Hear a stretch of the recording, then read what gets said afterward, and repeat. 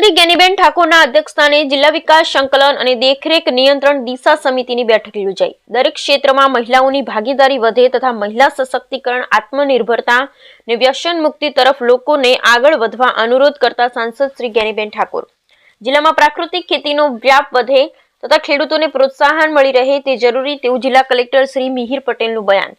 જિલ્લા વહીવટી તંત્રની સારી કામગીરીને બિરદાવી અભિનંદન પાઠવતા સાંસદ શ્રી જ્ઞાનીબેન ઠાકોર કલેક્ટર કચેરી સભાખંડ પાલનપુર ખાતે બનાસકાંઠાના સાંસદ શ્રી જ્ઞાનીબેન ઠાકોરના અધ્યક્ષસ્થાને જિલ્લા વિકાસ સંકલન અને દેખરેખ નિયંત્રણ સમિતિની બેઠક યોજાઈ હતી। આ બેઠકમાં દિશા બેઠકના અધ્યક્ષ અને સાંસદ શ્રી જ્ઞાનીબેન ઠાકોરે જણાવ્યું હતું કે કેન્દ્ર અને ગુજરાત સરકાર શ્રીની તમામ યોજનાઓ છેવાડાના વ્યક્તિઓ સુધી પહોંચે, લાભાર્થીઓને ઘર આંગણે જ વિવિધ સેવાઓનો લાભ મળે તથા વિશેષ ગ્રામ્ય કક્ષાએ વિવિધ વિકાસના કાર્યો થાય તે જરૂરી છે।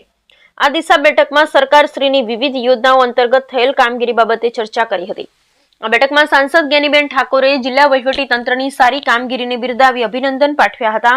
બેઠકમાં તેમણે ખાસ કરી દરેક ક્ષેત્રમાં મહિલાઓની ભાગીદારી વધે તથા મહિલા સશક્તિકરણ અને આત્મનિર્ભર બને તે દિશામાં કામ કરવા સૂચન કર્યું હતું। આ સાથે લોકોને વ્યસન મુક્તિ તરફ આગળ વધવા આહવાન કર્યું હતું। સાંસદશ્રીએ વિવિધ બસ સ્ટેશન, શાળાઓ અને કોલેજ વિસ્તારમાં પોલીસ પેટ્રોલિંગ અને સી ટીમની કામગીરીને આગળ વધારવા જણાવ્યું હતું।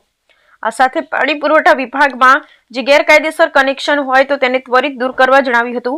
આ સાથે ગ્રામીણ વિકાસ વિભાગ, કૃષિ, ખેડૂત અને કલ્યાણ વિભાગ, પંચાયત રાજ, આવાસ અને શહેરી વિભાગ, જળ સંસાધનો, નદી વિકાસ અને ગંગા સંરક્ષણ, પશુપાલન અને ડેરી, મહિલા અને બાળ વિકાસ, આરોગ્ય, પેયજળ અને સ્વચ્છતા વિભાગ, ભૂમિ અને સંસાધન, શિક્ષણ, petroleum and natural gas, food and public distribution, સડક પરિવહન અને રાજમાર્ગ, ખાણ મંત્રાલય, સામાજિક ન્યાય અને અધિકારીતા, વિકલાંગ વ્યક્તિઓના સશક્તિકરણ, લઘુ ને મધ્યમ ઉદ્યમ મંત્રાલય, electronics and information technology, labour and employment જેવા વિભાગો અંતર્ગત ચાલતી વિવિધ યોજનાઓની સમીક્ષા કરી હતી।